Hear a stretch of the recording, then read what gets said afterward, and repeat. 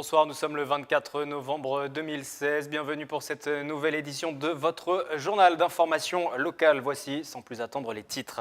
Les élections à la Chambre de commerce et d'industrie, suite et fin dans les Yvelines. Gérard Bachelier retrouve son poste pour un deuxième mandat.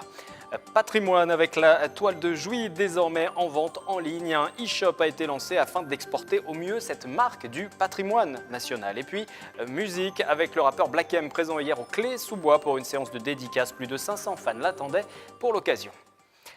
Élection hier soir du président de la CCI Versailles-Yvelines. La Chambre de commerce et d'industrie a donc reconduit à sa tête Gérard Bachelier. Le chef d'entreprise entame son deuxième mandat. Lors du scrutin, sa liste soutenue par la CGPME a recueilli 21 voix contre 9 pour celle appuyée notamment par le MEDEF. La Chambre de commerce et d'industrie, dont la mission est d'accompagner les entreprises, a néanmoins eu du mal à mobiliser ses électeurs. Moins de 7% des patrons du département, car ce sont eux qui votent, se sont exprimés. Écoutez à ce sujet Gérard Bachelier, il revient également sur les difficultés de financement que rencontre sa structure. Les chefs d'entreprise ne sont pas là pour nous soutenir suffisamment et on espère que dans nos actions, ils vont nous soutenir un petit peu plus. Les moyens, on en a plus suffisamment, effectivement, c'est-à-dire que dans notre chambre départementale, on a une réduction de nos effectifs de moitié, donc, ce qui est très important. Donc on manque de moyens. La chambre régionale manque de moyens, on manque de moyens pour les écoles, et les écoles c'est important, il y a quand même 30 000 étudiants dans les 24 écoles de la chambre, 15 000 apprentis. Donc sans les moyens pour justement gérer ces écoles, leur permettre d'investir dans de nouveaux matériels, je pense que ça aura des effets effectivement sur l'apprentissage. Entretien complet avec le président de la CCI à suivre la semaine prochaine sur notre antenne. Et concernant les difficultés financières, la situation ne devrait pas s'améliorer. À l'échelle Paris-Île-de-France, le projet de loi Finances 2017 prévoit une baisse de 14 millions d'euros des taxes reversées à l'organisme. Les premiers migrants sont arrivés sur le site de l'INRIA à Rocancourt. D'autres devraient venir d'ici à demain, vendredi. Une trentaine d'hommes âgés d'une vingtaine et d'une trentaine d'années, originaires d'Afrique mais évacués de Paris, sont dorénavant hébergés ici. Impossible d'accéder à ce lieu, placé sous surveillance. Leur prise en charge est assurée par la Croix-Rouge jusqu'au 31 décembre selon les informations qui circulent actuellement. Tout autre sujet à présent, les 26 et 27 novembre se tiendra la fête culinaire des gourmands, des gastronomes consacrée aux produits et aux métiers de bouche. Aux quatre coins du département des Yvelines, les passionnés, apprentis, amateurs curieux et bien sûr les producteurs locaux et les chefs vont se retrouver aussi autour de différents ateliers. Le chef italien Simeone Zanoni est cette année le parrain de cet événement. Le reportage pour le conseil départemental des Yvelines de Maxime Lemaine. 19h, c'est le coup de feu au domaine de Madame Elisabeth à Versailles. Ce soir, le conseil départemental lance la 4e édition de Good Yvelines. L'opération met à l'honneur des producteurs locaux et des chefs qui animent pendant 2 week-ends des ateliers aux 4 coins du département. C'est un coup de projecteur. Alors, on est là pour être partenaire, pour être facilitateur et pour être dans une énergie de développement au niveau économique, parce qu'aujourd'hui, c'est ça que nos partenaires attendent de nous, c'est qu'on les accompagne pour qu'ils puissent embaucher, travailler et se développer. Des partenaires comme Hélène Bergouignan-Ozeki, chef à domicile spécialisée dans la cuisine fusion, ce soir elle a concocté des recettes japonaises avec des légumes des Yvelines. Je pense que c'est important de faire connaître des producteurs locaux. J'achète mes produits chez un maraîcher qui produit à Aubergenville, donc dans le 78. Mon poissonnier est sur le marché de Poissy. Mon boucher est à Poissy également. Good Yvelines, c'est également une façon d'allier gastronomie et tourisme, comme le rappelle le parrain de l'opération, le chef Simone Zanoni, qui a longtemps officié au Trianon Palace à Versailles. Aujourd'hui, il y a cette forte volonté de faire connaître des lieux comme les domaines de Madame Elisabeth, qui est inconnu pour la plupart même des Versaillais. On a vraiment envie de faire sortir les gens, faire connaître les petits pépites qu'ils ont juste à côté de chez eux, parce qu'on n'a forcément pas la tendance d'aller à visiter des endroits comme ça. En solo, en famille ou entre amis, venez découvrir ce week-end le savoir-faire de ceux qui font la gastronomie yvelinoise. Retrouvez le programme complet sur goodyvelines.fr. Gastronomie toujours avec le week-end dernier à Morpa, la 4e édition du Salon des vins, des saveurs et des couleurs. L'occasion une nouvelle fois pour les Saint-Quentinois de découvrir la richesse des produits de notre terroir. Haussmann Vanderdey et Patrick Jacques de Dixmude. Une cinquantaine d'exposants venus des 4 coins de la France ont répondu présent pour le salon des vins, des couleurs et des saveurs qui s'est déroulé à Maurepas. Pour David Tossolini, producteur de foie gras, il est important d'être sur place.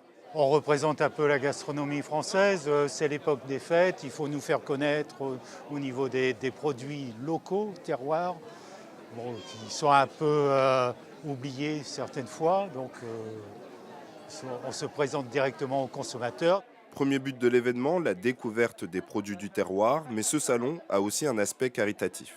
Les fonds qui sont récoltés sont versés intégralement aux œuvres sociales de notre club. Nous aidons certaines associations de Maurepas, Maurepas Entraide, qui s'occupe pour l'illettrisme, Maurepas Vivre Debout, qui s'occupe pour les handicapés. Nous faisons partir en voyage des enfants de Maurepas qui n'ont pas le bonheur de partir en vacances. Nous leur offrons une journée dans un parc d'attractions. L'événement a rassemblé plus de 500 visiteurs. Nous vous proposons à présent un portrait direction Villepreux où se trouve peut-être la future star du monde du maquillage. L'Yvelinoise Perrine Alouche, étudiante au lycée Florian à Sceaux, a été élue meilleure apprentie de France devant un jury de professionnels. Le reportage est signé Mickaël Elmidoro. Après, quand on y repense, c'était trop bien. À première vue, Perrine Alouche est une étudiante comme les autres. Mais cette Villepreuxienne de 17 ans a créé la sensation dans le monde du maquillage en devenant meilleure apprentie de France en octobre dernier. Avec son dessin sur le thème du dragon chinois, elle a véritablement enflammé le jury. Une grande émotion pour la jeune fille. On repense tout ce qu'on a travaillé pendant tous les mois où on s'est entraîné avec mon professeur, voilà, mon modèle, même une autre fille de ma classe qui a aussi qui a fait comme moi le concours. Du coup, on repense à tout ça et on se dit que maintenant on est arrivé là et du coup, ça fait bizarre.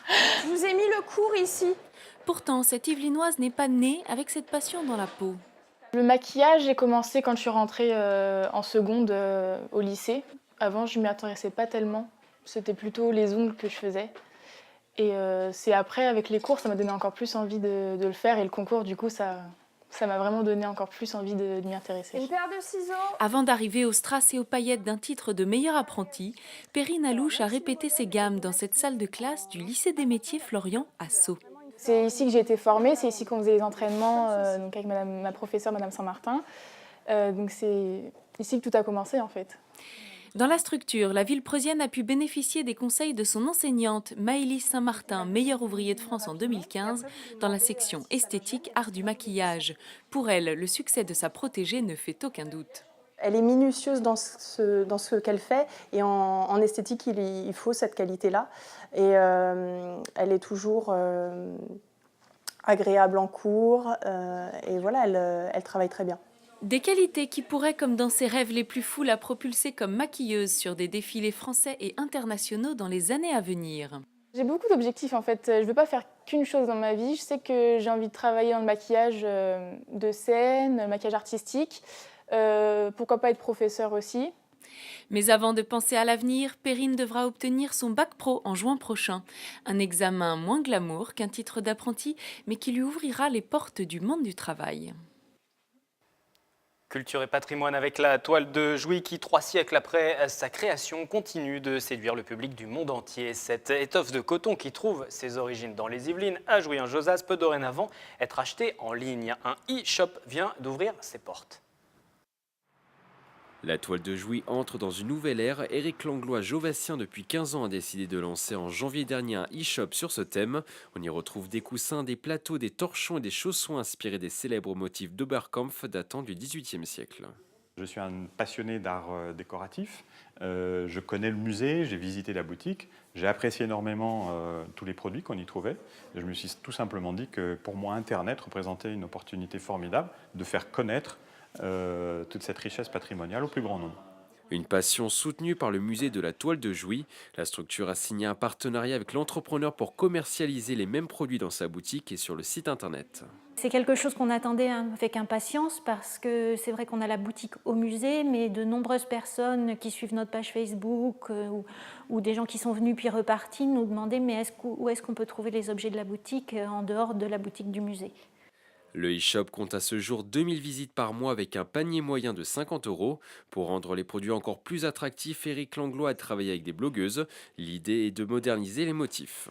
Il faut à la fois faire des produits qui sont des classiques, mais il faut aussi revisiter le classicisme en ajoutant des touches modernes. Par exemple, ce qui se fait beaucoup, c'est d'ajouter une touche fluo dans un objet de décoration, par exemple.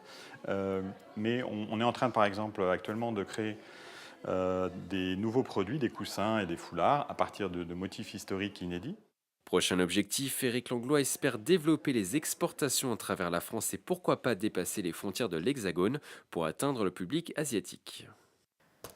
C'est l'un des chanteurs français du moment, le rappeur Black M, qui a débuté sa carrière avec le groupe Section d'Assaut, était à Cultura, du côté des Clés-sous-Bois, dans ce magasin dédié aux produits culturels. C'était mercredi après-midi. L'artiste aux 600 000 albums écoulés dans l'Hexagone en 2015, auteur de différents tubes, notamment sur Ma Route, s'est prêté au jeu des dédicaces, vous le voyez, et des photos avec plus de 500 fans qui étaient présents, qui se sont bousculés pour l'occasion. Et c'est notre journaliste People, Mickaël Elmidoro, qui a rencontré ses fans. Je le vois devant mon écran, donc là, de voir en vrai, c'est bien. Oui, j'ai déjà un album.